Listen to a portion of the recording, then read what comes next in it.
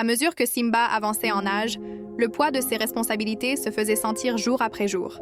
Le royaume prospérait, mais des défis anciens et nouveaux mettaient à l'épreuve la force de son leadership. Mais l'une des leçons les plus profondes ne vint ni des batailles ni des rivalités, mais du pouvoir de l'amitié et de la confiance. Un après-midi, alors que Simba se promenait à la frontière des terres du roi, il croisa Nala, son amie d'enfance et fidèle compagne. Leur retrouvaille, empreinte d'une grande joie, portait aussi la gravité de leur histoire partagée. Nala parla des difficultés persistantes du royaume, sécheresse, menaces d'étrangers, tensions entre les animaux. « Simba, dit-elle avec urgence, l'équilibre des terres du roi dépend de ton courage.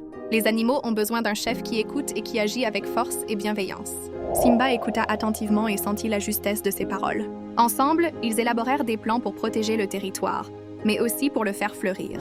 Ils encouragèrent les animaux à partager les ressources, à s'entraider et à prendre soin d'une terre qui les nourrissait tous. Parallèlement, Simba chercha la sagesse auprès d'alliés de confiance comme Rafiki, le vieux mandril, qui lui rappela que le vrai leadership exigeait humilité et ouverture. Les paroles du sage aidèrent Simba dans ses doutes et ses choix les plus difficiles. Un soir, Simba et Nala, postés au sommet du rocher des lions, contemplèrent ce royaume baigné de la lumière du coucher de soleil. Les liens entre les animaux paraissaient plus solides, leurs esprits élevés par l'espoir et la coopération. Simba savait que le chemin serait encore long, mais il se sentait prêt, soutenu par l'amour, l'amitié et les leçons de ceux qui l'avaient précédé.